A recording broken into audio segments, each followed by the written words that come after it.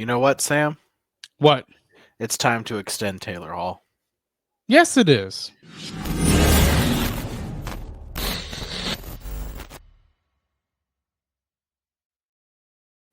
At least right now, it's time to extend Taylor Hall, Sam, just because he has been every shift he's been on the ice, he's looked deadly. So it's nice seeing that from a player in Taylor Hall, who, even though he was probably part of a sweetener of the whole Miko Rantanen trade, it turns out he's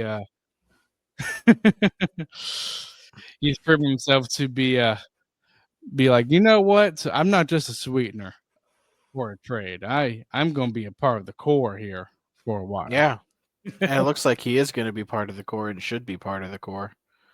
Yes, and we are going to talk about that. But first things first, we like to get you guys into some seats for Hurricane games, our intention is Hurricane games, but it is your freedom to use whatever because we do have a partnership with who, Sam? Partnership with SeatGeek. So the Stanley Cup playoffs are right around the corner. Baseball season has just started. All kinds of great things going on right now. So if you want to go to a Hurricanes playoff game and you have not used our promo code yet, or you've never used SeatGeek before, use our promo code Caniac Report. Get $20 off your first purchase. Helps get a discount heading into the playoffs. Because, like I say every episode, why would you leave free money on the table? Yes, exactly. It's a great deal. Also, we have a link for donations. So if you feel like you want to donate, there is a link to that in both our YouTube and podcast subscriptions, wherever you get your podcasts. And remember, if you are watching us, please give us a like and subscribe and hit that notification bell so you never miss another episode on YouTube. And if you're listening to us for wherever you get your podcasts, remember to hit like. Wait, sorry, that's on YouTube. Completely butchered that. But be sure to rate, comment, and subscribe. It really does help us out a ton. So not a lot's happened, Sam. And also, for the record, I am back because it was Sam and Brandon for the last episode. I am back. I have returneth. Yeah, you had the better Sam last episode. No, you guys know I was the better Sam. So they were like, "Oh, it's Sam." I don't know. I might just watch this episode for Brandon, not for Sam. So, Okay. Just remember, Sam, you're the one that gets covered up, not me. no. You should start being covered up. All right. Okay. Um. So a couple things. One thing that's happened around the league. Again, not a lot of news, but there is a particular team, Sam, that has won 9 games in a row. They are on fire. They're in a wild card spot currently as we're recording this. And also, as we're recording this too, we're recording most of this episode before the Islanders game. But the St. Louis Blues have Mhm. been doing really, really well. And I'm telling you, those offer sheets that they made this past offseason on Dylan Holloway and Philip Broberg have been very, very good. What do you think, Sam? Yeah, St. Louis is looking really good. They have a decent team. They clearly have a good goaltender, who just won the Four Nations, helped for Canada to win that. Yeah, I mean, Bennington's been very good. That team in general has been very good. Whether that translates into the postseason, I don't know. I expect them to make the playoffs. It's just, really who they draw. It's really like who does the Wild and the Blues draw. One of them's going to get stuck with Vegas, and the other one's going to get stuck with Winnipeg. So, pick your poison in that regard. Minnesota has an advantage that they win, they seem to not be able to lose on the road. So they won't have home ice, which might be an actual advantage for them. And then St. Louis will get stuck again with either Vegas or Winnipeg, and that's not pleasant either. Neither of those are pleasant for either of those two Western Conference wildcard slots. You don't want to play Vegas in the first round. You don't want to play Winnipeg in the first round. But I don't know, Sam. I think I would rather draw Winnipeg, a team that's historically choked in the playoffs. Yeah, I would too, just because of that history, like you said there, Sam. But I think that does take us deep into a dive into the standings here, because with there not really being lots of news, I know Chicago signed a couple of college players, one of them being a first overall pick, but that was pretty much it. But Sam, let's look at the standings here. Let's start out in the West. Obviously, we just mentioned St. Louis. They are 87 points. They're a tie with Minnesota. So there's a bit of a race going on there. Seems like Colorado has kind of locked third place in, I would say, Sam. But Dallas and Winnipeg, those two might be battling it out for the first place in the Central Division. And honestly, I think they are going to be battling out pretty hard, considering you're probably going to be facing Colorado if you're ranked Yeah. second. So, what do you think is going to win that Central Division? I think Winnipeg has held it all season. I expect them to maintain that. Interesting. Well, even though I mean, we've mentioned this player here before several times, but Rantanen is starting to get going with Dallas now. So, Dallas could be threatening Winnipeg. Honestly, I'm rooting for Winnipeg, honestly, but my gut tells me Dallas is going to claim that first position. So, a couple things here. There's 9 games left for both these teams. Dallas is 4 points back, so Winnipeg would have to lose 2, and Dallas would have to win 2. So Dallas would have to net game 2. So does that Yes, happen? they will. I It don't could. know. They have an equal. I mean, regulation wins. They're tied. Regulation overtime wins. So you go to the next bracket, and that's ROW, regulation or overtime wins. Winnipeg has the lead. So in that case, Winnipeg appears to have the tiebreak against Dallas. So they would actually need 3 points. So they need 5 points to pull volt against Winnipeg. It's So not. It's a little bit hard, but I wouldn't say it's um unrealistic. I think I could see Dallas doing it. Winnipeg is 7-3-0. Dallas is 7-1-2. If they go on the current last 10 games versus their next 10 games, if they each do the same thing there, Winnipeg would end up with the last 9. We'll just round it up to 10. So if they do basically the same thing, you're looking at a 12 points, 12 to 14 points for Winnipeg, and 13 or 15 to 17 for Dallas, and that's not enough to do it. So even if they do the equivalent, it's not enough. They have to exceed that. I think It for Dallas, it's hard. win out. I think Dallas has to win all 9 if they want to get the first place. Hmm. Winnipeg, in order to get Dallas's best they can do is 118 points. The best that Winnipeg can do is 122 points. So, in other words, Winnipeg needs to get to 118 to win. So they need to win. Let's see, it's 7 games. So they need to win 7 of their last 9, and they'll clinch. So if they win 7 of the last 9, they get to keep their spot. Oh yeah, the odds are in favor of Winnipeg, and it's going to be hard for Dallas, but you never know. You really never know, Sam. Now, if you want to talk It's about a close. team that's clinched their division, I think Vegas has clinched their Oh division. yeah, yeah, LA and Edmonton, they're going to be battling it out for second, but regardless, they're basically going to be battling out who gets the home ice advantage, Sam, in that round. So, And I think it'll LA be needs interesting. that to win. Yeah, LA kind of does need that, I would say. You look at their home record, 26-4-4, which is why I wasn't disappointed with the loss against LA. I just was probably maybe a little bit disappointed with the severity of the loss. Yes. So it's very, very interesting. And Sam, wild card race, I think I mean, Minnesota and St. Louis seems like those are the teams that are going to be hold the wild card positions. I don't see any team that's kind of a little bit close.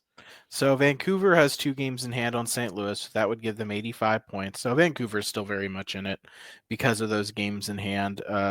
They're They're 5-3-2 in their last 10. So if St. Louis starts to lose some games, Vancouver could come up and sneak in overhead St. Louis, but They could. they don't have those games in hand on Minnesota.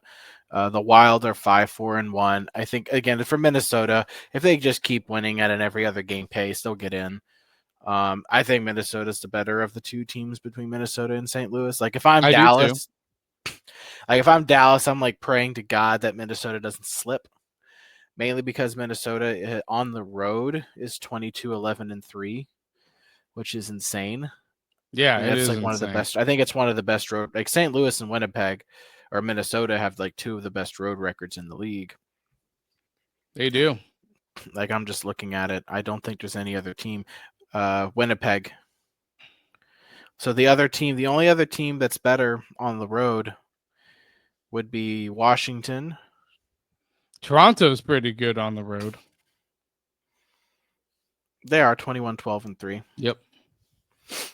But yeah. I mean, Winnipeg's really good on the road, and they would either play Vegas, who is 18-13-5. They're fine, not as good as Minnesota, but I think Minnesota will thrive as an underdog. I think they could be a sneaky good team to watch that could knock off a top team. I would say I could see St. Louis being a dark horse. I think both those I think those are the two best wild card teams that we've seen for a long time. I mean, I think Minnesota is very, very, very good. I think the St. Louis is very, very good. They have the goaltending. So really, it's just a matter of, like what's gonna, happen in the playoffs, right? Does Vegas and Winnipeg maintain? Does Winnipeg choke? Do we see both of the top two teams knocked off? Those aren't easy outs. Those aren't like, oh, Vegas should handle St. Louis or Minnesota. No. I mean, Minnesota has Gustafsson and Fleury, two very good goaltenders. St. Louis has Bennington, who just won the Four Nations with Canada. Not to say that Hellebuck and Aiden Hill aren't good goalies. It's just that I think the lines are very blurred between those two teams. I mean, Kaprizov from Minnesota, Eichel for Vegas. I mean, St. Louis, I don't think they have like Jordan Kyrou is really good. I think the West. Thomas. I've said this before. I don't think there's any team out east except maybe Florida who could beat any Western Conference team.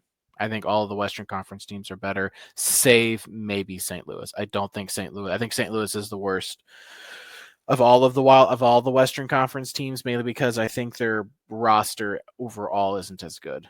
Like I don't look at St. Louis and say there's your guy. Like Kyrou's fine, but I just Robert Thomas, remember? Yeah, in general, I don't see anybody over in St. Louis that I'm just like wowed by. As much as like Minnesota's got Kaprizov, Edmonton McDavid, LA's got Kopitar, Vegas has Eichel, Dallas has McKinnon. Colorado has McKinnon, Dallas has Rantanen, Winnipeg has Scheifele. So we'll see. I'm just saying, those are just like one, and I just only listed one player on all those teams. I mean, there are a lot of good team players on a lot of these good teams, and even with St. Louis, their strength is depth in my mind. Yeah, you could argue the same thing with Carolina, possibly. For us, it's depth. I think. Yeah, I think Carolina's got a lot of good depth. I mean, if you look at the roster, I think you still have some game breakers on the team.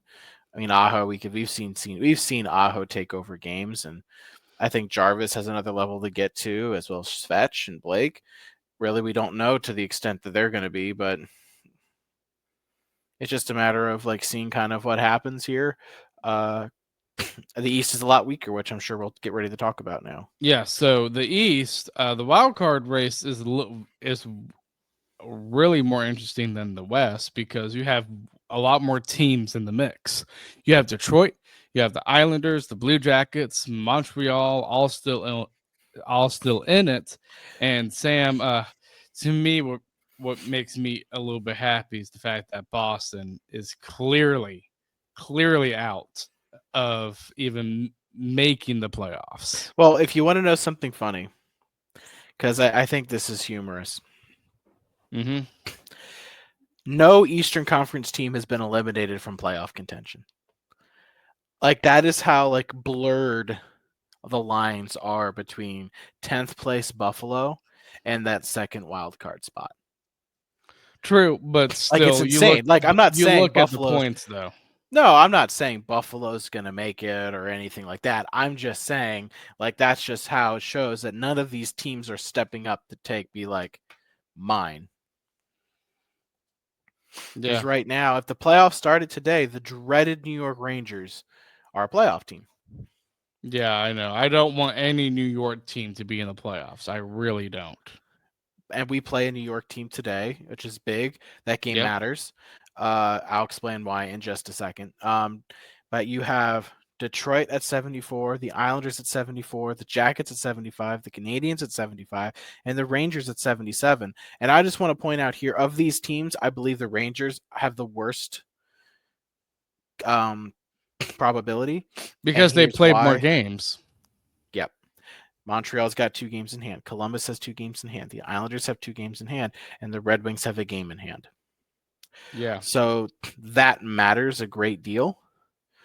We will play a very desperate Red Wings team, by the way, this next weekend. We are stuck playing Detroit. We're stuck playing a Boston team who's going to still try. They want to play spoiler. They want to play. They probably still believe they can make the playoffs. So it's just you have teams that are going to be desperate and still trying. There's nothing in Boston's DNA that says give up. Detroit's trying. We play the Islanders today. That's a big game. Do we play Columbus again? Columbus, I believe we play at least Don't we one play more in? game. I could be wrong. Don't we play in Columbus? I can pull it up. That's what I was thinking if it was in Columbus. I I do mean, let's not see. have I the got it up. schedule memorized. Sorry. I got it. We play. So of those teams, we play Washington twice.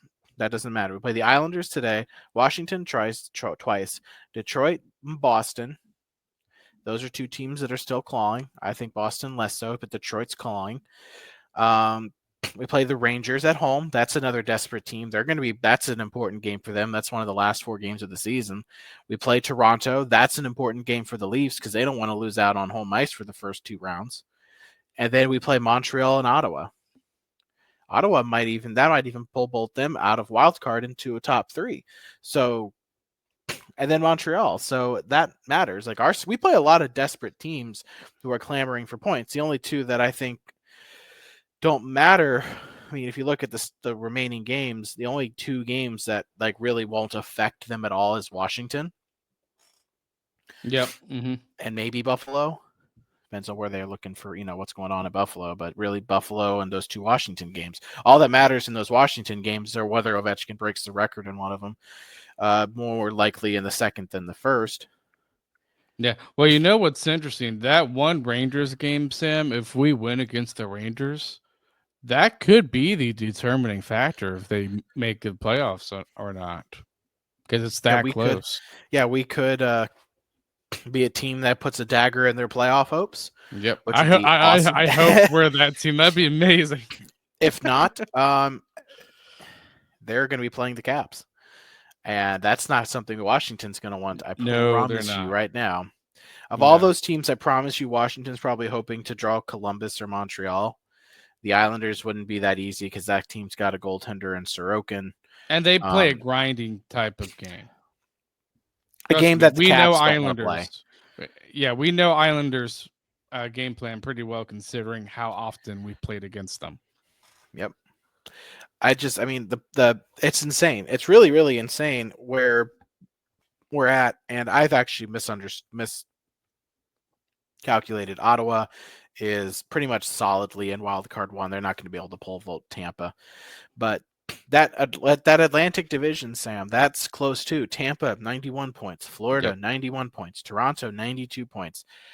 That's insane. So like if Florida takes over Toronto, which can happen, it'll be Matthew Tkachuk versus Brady Tkachuk. I think they want to, just because I don't know if Florida wants to be in a position to face Tampa in the first round, but I think that would help the Hurricanes possibly, knowing that then you one of lose. the Florida teams could be knocked out in the first round. That's excellent. Oh, absolutely. A Florida versus Tampa series. One, they're fun series to watch. I've watched a Yes, lot they of are. those games. And second, I kind of want to see a battle of Toronto versus Ottawa. I think that would be a really fun series too. Oh, it would. It'd be a fun series, and obviously, to me, the series I think that's obviously we pretty much know is going to happen. Sam is Carolina versus New Jersey. Yep, that one's pretty locked in. I mean, New Jersey, I guess, could fall out of a top three, but I It's can't very hard. imagine It's it. very hard. I They're can't see it. 5-4-1 in their last 10. I mean, I guess if Columbus goes on a heater down the stretch and New Jersey lose, I mean, there's 3 games in hand. That's 6 points. Yeah, I mean, it's possible. Less so for the Rangers, just because they don't have the games in hand. And in It's fact, a we have 3 games in hand on New Jersey. Yeah, we're solidly in our spot. New Jersey's not catching us. No, If you look at the Devils, they've got 7 games left. The thing is like Columbus. Again, those 3 games in hand, they're 10 points behind the Devils. If they win 3 of those games, that's 6 points. So they win all 3 of the games in hand, that's 6, and then they just need 2 games. And I will check one thing real quick because it could matter. See, they really hurt themselves when they lost to New Jersey twice. oh Columbus, yeah. But the That mattered. but here's the thing though. The games in hand that can be huge for them against the Rangers. So here's something else that's going to be big for the What? Jackets. What? They play the New York Islanders the last game of the regular season. Oh, just think it comes down to that between Islanders and Columbus. I hope Columbus wins. I don't want to play against the Islanders anymore. I'm just checking a couple of things real quick because those last few games are really, really, really going to matter. The Rangers Are you last looking game at of the their season. schedule? Yeah. Oh man. All right. So the last 4 games that Rangers player are brutal. The Islanders, the Hurricanes, the Panthers, and the Lightning.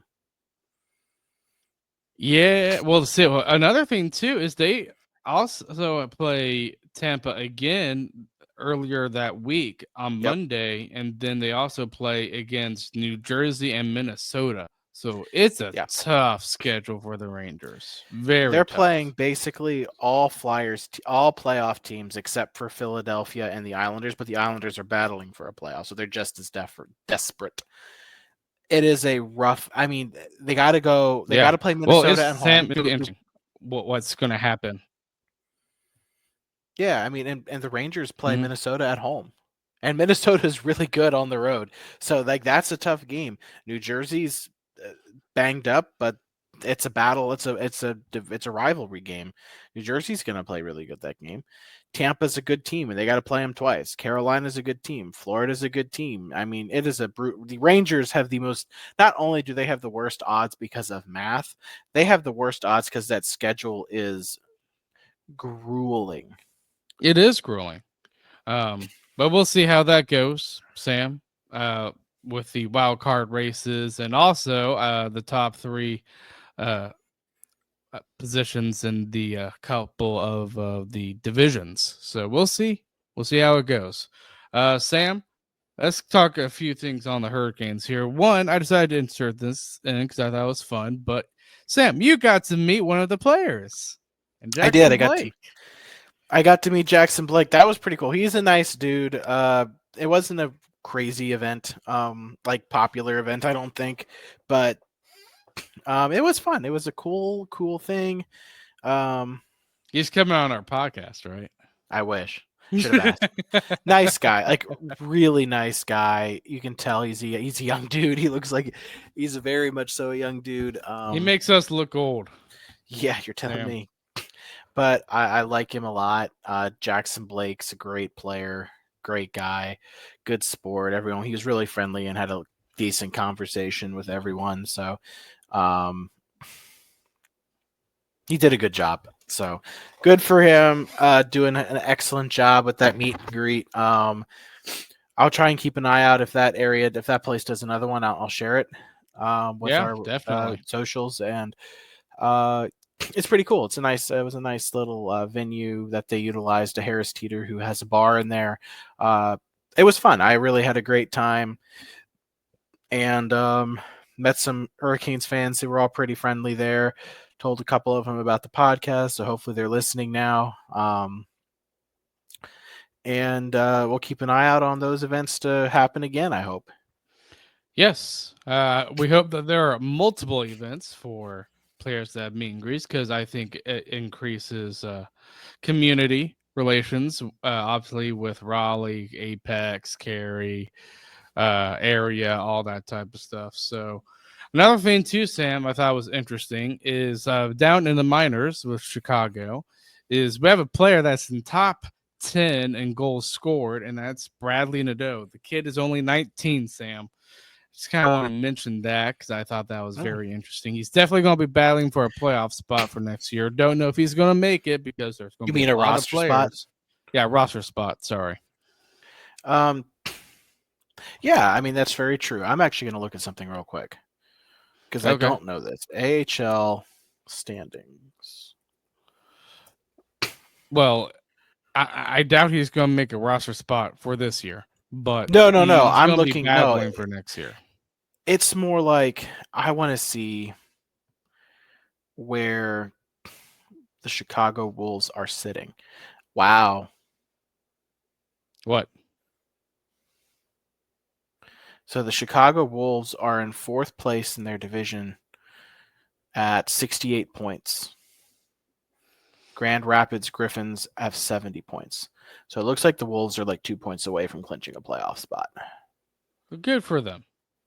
I think. I could be very wrong. I'm trying to. All right, 2013 playoffs. I can see you're doing math in your head there. I'm trying to see kind of where everyone's sitting right now. Well, I mean, it's good if the Wolves make the playoffs because that means that our young guys like Bradley Nadeau, Felix Unger-Sorum, another prospect that's highly regarded, they get to actually experience some playoff action, which is, I think, good for their development. So we'll see how that goes. Okay. So this is how it goes, just real quick, because it matters that these guys get playoff experience. Yes, it does. 23 teams qualify for the postseason in the American Hockey League. The playoff field will include the top 6 finishers in the Atlantic Division, the top 5 finishers in the North and Central Division. So North and Central. The Central Division is the Chicago Bulls division, and the Makes top sense. 7 in the Pacific Division. Yes, so that means the Chicago Bulls are most likely guaranteed a playoff spot. They need to win one more game, and it looks like they'll clinch that. All right. But yeah, I just wanted So to yes, mention that on Bradley Nadeau. well, it's good for Nadeau. I mean, I think it really matters. I mean, I think it's important that he gets a lot of playoff experience. I Yep. mean, I think it's imperative that he gets playoff experience. Especially for a team that has made the playoffs multiple years in a row. So it will definitely, I think, help him. But Sam, the next topic and this last topic, and then we'll get to recapping the games. But Taylor Hall has been on fire for us recently. Yep. And that leads to the discussion, do you extend him or not? Yes. And at this rate, I say you do extend him because he has been playing very, very good. I think the only thing that's holding up the Canes is just because there's more players than there are roster spots. So it I'm not envying Eric Tolsky's position right now because again, you have him, you have Eric Robinson, not to mention Bradley Nadeau is playing well in the minors. So it's just a lot of players, but that's good. I like to have that competition. Well, it sounds like everyone's basically been saying, all the insiders are saying it's going to happen. It's probably just a win, not an if. Adam Gold said it. Jeff Merrick has said it. I think Elliot Friedman has hinted at it. Um, He has. so it really just sounds like it's a win, not an if. I think really it comes down to like what the deal is. I think you and I don't agree on the deal itself. I think you want to do more short term. I actually want to give him a 4 or 5 year deal and just lock him up for the rest of his career and see if we can get that number a little lower.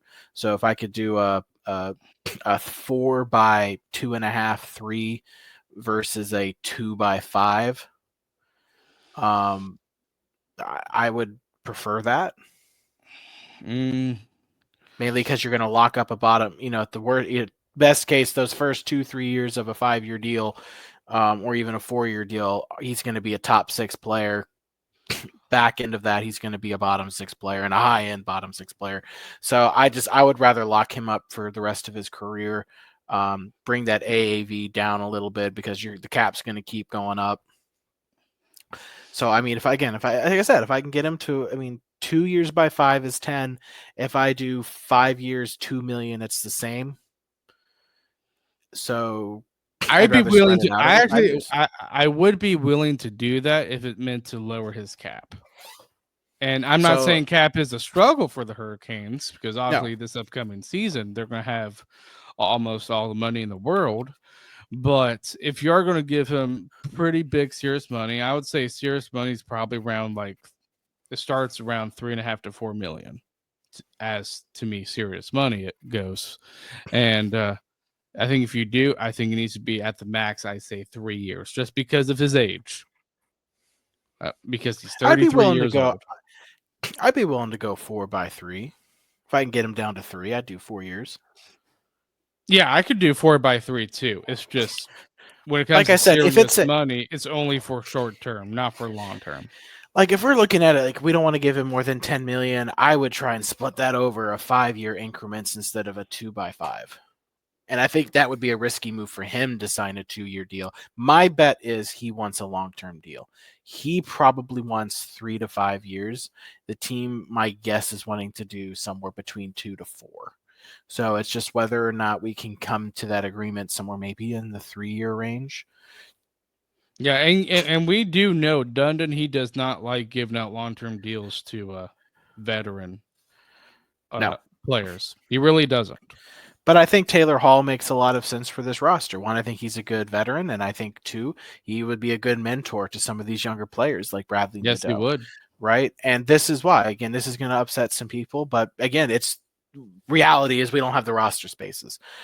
You have to let Jost walk. You have to let Roslovic walk. You Yes, you do. have to let. I think you have to let Robinson walk, mainly because Because I would say because of Yankowski. Yep, let's say, and I think that's because you have your big guy now who can stand in front. And not that Robinson's not good or not a big guy or doesn't produce. Again, it's you don't have the roster spaces for it. Plus, you get Yankowski in at below 1 million AAV, so cap wise, it makes sense. Not that I wouldn't love to see Robinson come back. We signed him. I'm not going to be pissed. I'm just going to question, like, okay, why did we give him money when, there's just more important things out there? Plus, we have Felix Ungersorum, Bradley Nadeau. We have some younger players who are going to play. And I just think having Taylor Hall 3 to 5, I think I would like to see a 3 to 5 year deal to keep that cap hit low. Play with these Felix Ungersorums, Bradley Nadeau's, right? These young Jackson Blakes, right? I think it's important you have a veteran guy Yeah, who's I do been there, too. done that. Hart Trophy winner. I mean, just all the intangibles and tangibles that he brings to the team.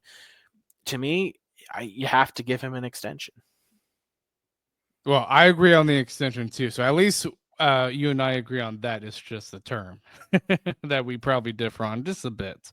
But that's it for all the talk on Hurricanes and NHL stuff in general. Now we're going to recap the Montreal and Islanders game. But before we do, let's get to one of our sponsors. This NHL season has been as predictable as a puck rolling on its edge. No one knows where it's going.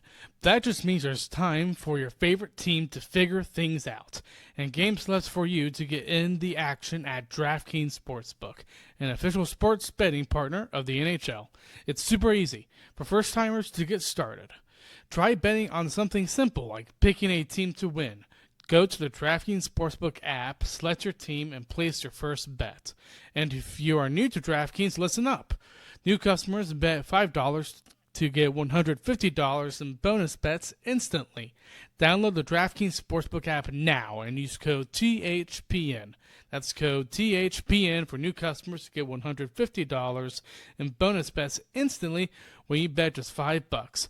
Only on DraftKings, the crown is yours. Gambling problem? Call 1-800-GAMBLER. In New York, call 877-8-HOPE-NY or text HOPE-NY 467-369. In Connecticut, help is available for problem gambling. Call 888-789-7777 or visit ccpg.org. Please play responsibly. On behalf of Big Hill Casino and Resort in Kansas, 21 plus age and eligibility varies by jurisdiction. Void in Ontario. New customers only. Bonus bets expire 168 hours after issuance. For additional terms and responsible gaming resources, see dkng.co/audio. NHL and the NHL Shield are registered trademarks of the National Hockey League. NHL and NHL team marks are the property of the NHL and its teams. NHL 2025, all rights reserved. Okay, Sam. The first game, to recap, the Montreal game. A lot happier of a result compared to the Nashville game. But I can tell you that first period was pretty eventful because I'm telling you, there were lots of questions surrounding the officiating, if you Yeah. remember. I would say, Sam, I think I've done a pretty good job at keeping my mouth shut and being actually. I think I have been more fair towards the officials this season than you have. And I think that's rare. I think you have actually criticized them more than me this year. And but it's still not been like a lot. I could probably count them on one hand. No, and I think in general, honestly, I think the officiating this year has been better than it has in, I think, years past for the Hurricanes. But this last game was so evidently biased. And I made the comment to you. I was like, yeah, it's pretty darn, and I think I said it in our group chat we have with Sessions and Morning Take, that I was like, yeah, it's pretty clear they want Montreal in the playoffs. Because, I mean, it was ticky-tack calls against us, and Montreal could have literally hit one of our players over the head with their stick, and the officials would have been like, keep playing. I mean, it was so bad. They lost complete control of that game in the first period. Oh, they did. I remember the whole Savard-Aho situation where Savard knocked off Aho's helmet and the huge brawl was initiated out of that. I don't know. I mean, I understand. I think the refs were trying to like play as safe, be like, okay, I don't care what both of you did. Both of you are going to the box, but still, I think if you actually look at what happened, it was Savard that took off Aho's helmet. I think there's a good case to if you do call Aho to the box, then I think Savard deserves 2 penalties, to be honest. Absolutely. Well, first off, Aho didn't do anything. No, he didn't. Him, and Aho got his helmet ripped off, yet somehow he's the one who went to the box. Again, it was just an egregious, clear bias towards the Canadians. I don't care. I've been really good, so I'm allowed to get on a soapbox about the officials. I'm just sick and tired of it. It's always with these teams that the league considers themselves darlings. And Montreal is one of those teams where the league finds it better for them to make the playoffs. So they probably sent out a memo to all the officials like, hey, make sure we give them the best opportunity to get to the playoffs. So, and the officials took it as, okay, so we'll call everything. And even if it's clear that it's not a penalty. And what's icing too? Yeah, I know. That's bizarre. I don't understand. Like I said, the officials were just really, really bad in this game. I mean, like super bad. They had the one ref who always looks high when he makes a call. I can't remember his name, but I know who you're talking about.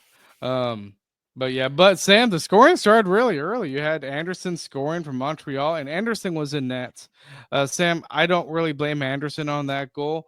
What I do blame, though, is that our defense let a guy like Anderson all alone on Anderson in a high danger chance and just let him rip, and he scores. That I do have a bit of an issue with that.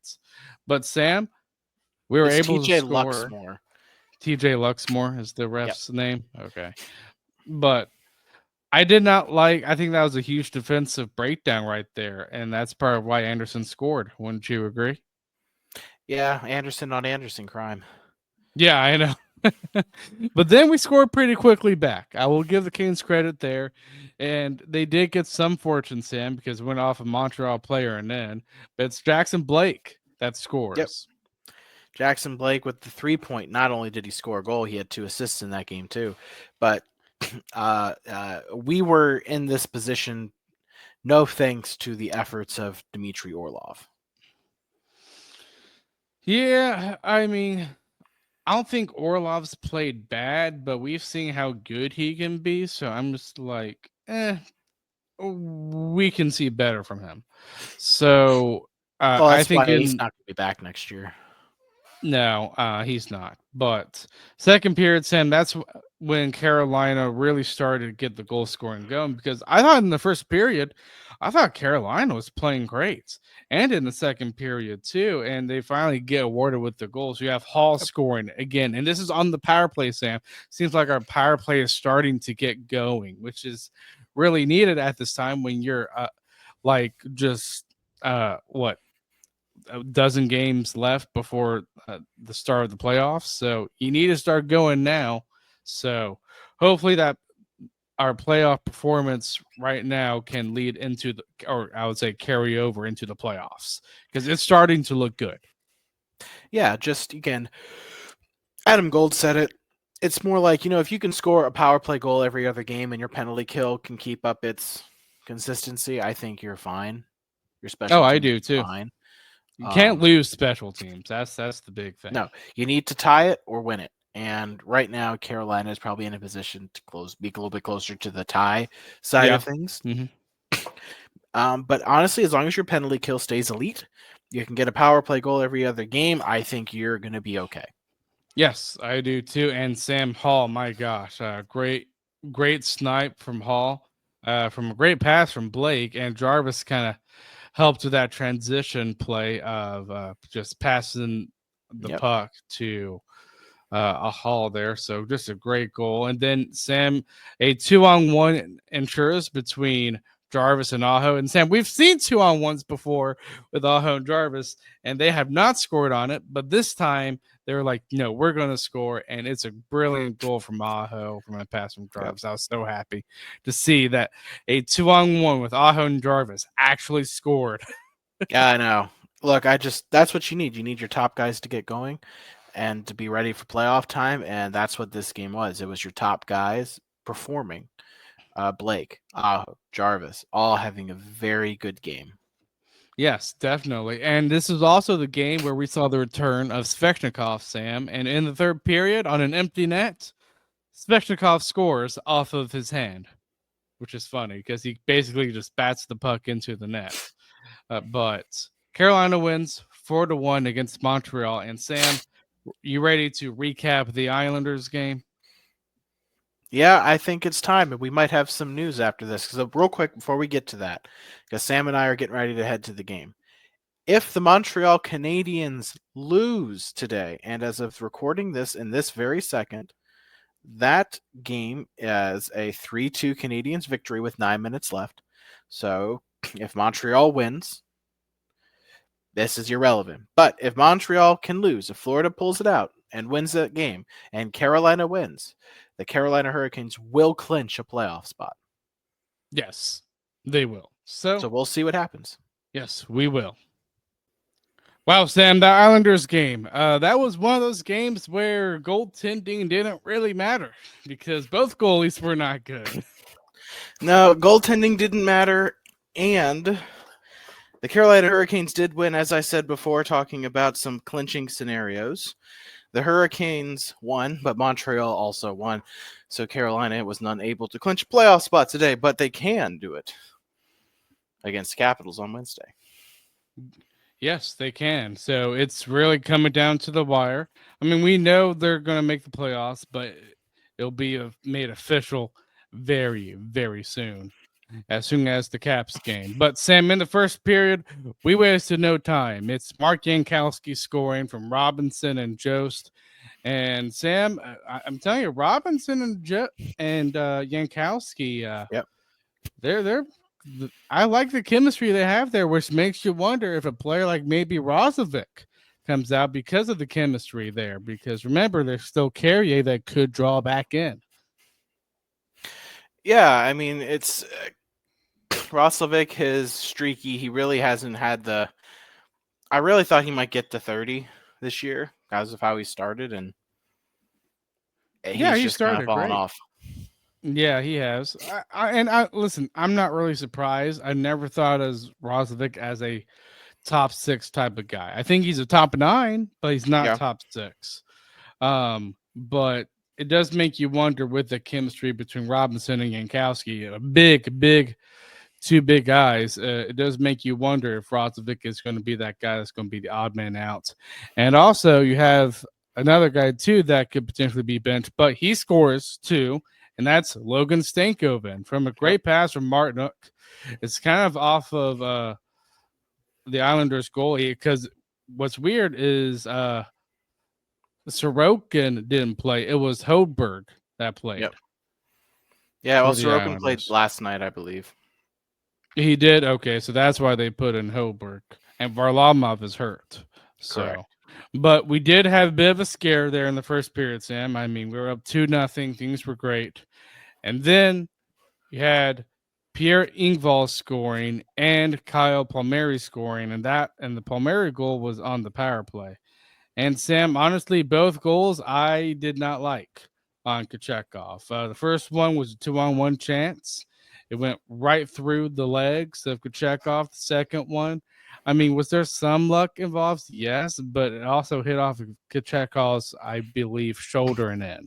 So I didn't like both of those goals. Yeah, I didn't like either of them. I disliked the first one more. Yes. The second one I thought was I'm going to give props to the Islanders players. It was just a hard-working goal too. I still think Kochetkov should have had that, but there was one goal. I'm There was not one saying goal. Kochetkov shouldn't have had. I'm saying I'm not going to discount the hard work that the Islanders put in to even get that opportunity. So I thought it was a hard-working goal. Yeah, I mean it kind of was, but you go into the second period, it's tied, so at least the Islanders aren't up. But in the second period, Sam, you have Engvall scoring again to make it 3-2. And to me, I think there are a few players to blame here, not just the goalie. Yes, Kochetkov should have had that. But what kind of created that chance was a screen from Chatfield.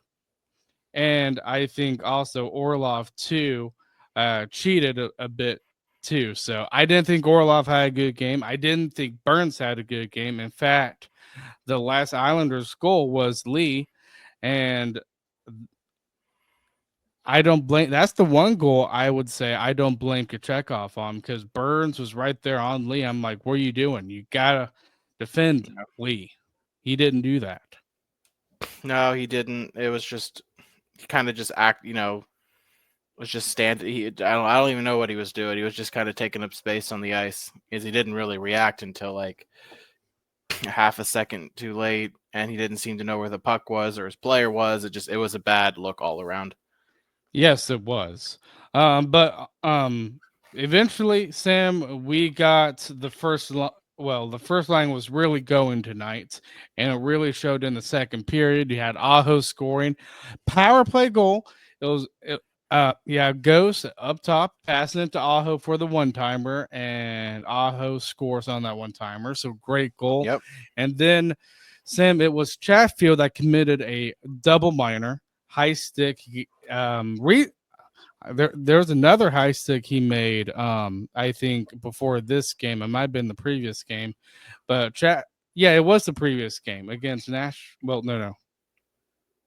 No, it was the game before the last game. It was the Nashville game where Chatfield was irresponsible with his stick as well. If you remember that, Yeah, Chatfield's been a little bit careless with his stick. He needs he's to. learning. He's learning from Svetch. Yeah, he kind of is learning from Svetch, but he takes a double minor, and we're like, oh no. But Sam, when Aho and Jarvis gets out on the penalty kill, good things happen, Yes. and you had Jarvis scoring shorthanded with a beautiful pass from Aho, and Slavin was the one I would argue started that whole chance with defending the Islanders player there. But what he just roofed it, Jarvis did. What a great play. Ooh. That's probably one that Hoberg's going to want back. Yes. That's definitely one. I would argue the Stankoven one too. And honestly, probably could have had the Aho goal too. But Sam, in the third period, you have Orlov kind of redeeming himself with scoring a goal. Now, I think a huge part of that goal, Sam, was the screens from Svetch and Jost. Wouldn't Yes, you agree? I agree, and it's, but at least Orlov's got a decent shot, so when he uses it, it's a good night, and he used it tonight and found back of the net with some great net front presence, which is why you need players like that standing in front of the net. Yes, and I actually thought Jost had a pretty good game Yeah, 2 points. because we found out that Jordan Stahl was out because of an injury concern, Yep. and I hope it's not severe because I think this team needs Jordan Stahl in the playoffs. He's the leader in the locker room, and they need him. And he's, Yeah, I think, the so best defensive center that they have. yeah, and especially when you look at the fact that they did not say illness, they said it was a lower body injury. It's concerning. So the hope is everything is fine there, but we'll just have to wait and see. Yes. But I mean, with Jost coming in for Stahl, I thought he did pretty good. Now it was KK that took his spot between Martinuk and Stankoven. Some people did not like KK's performance. I do think there were a couple of passes where I'm just like, dude, that's a bad pass. But we'll see how KK does. I think the real test for KK Sam is going to be the playoffs. And to me, it is revealing that Roslovic was put as the second line center over KK. So I know like Tom Dundon probably won't buy out KK, but what if it gets to the point where Brind'Amour just does not trust KK at all? Does Well, it it get to the comes point down where you have to to buy him out? well, Huh? it kind of comes down to Carolina had an opportunity to get JT Miller and Elias Pettersson, and in both instances, I believe KK was part of that package. And especially because it looks, especially at the end, we didn't get Rantanen. I mean, does our Maybe, management think KK is better than what Brind'Amour thinks of him? and that's possible. And if that's the case, then they need to get on the same page. They Now, I do. Yeah. believe KK's been fine. I have had no problem with him. I think he's looked pretty good this season overall. So I'm fine with keeping him. But if the head coach doesn't like him or won't give him that time and that opportunity, then there needs to be a conversation between the head coach and the management side. Yeah. And this isn't the first time where we've seen KK kind of being reduced to a bottom sixth line. So Yep. it's something to keep an eye on. And then eventually you have Jarvis scoring from Aho, Sam. Boy, those two players, they are so good together. I really do not want to see Jarvis on the line with Stahl and Martin, Yep. knowing what those two can do together. Nope. There's no reason to ever put him on that line again. N- You have No. Stankoven. Go ahead and Mm-mm. stick Stankoven on that Yeah. line. You don't need to do anything else like that. So Yep. no need to put Jarvis on that line ever, ever, ever. Yep. I completely agree. But Sam, it was I would call it a messy win because Yeah. it wasn't the best performance, but you got the win. And listen, 82 games in a season, you're gonna have games like this. You just are. Yep. So great win, and we will see you guys Friday.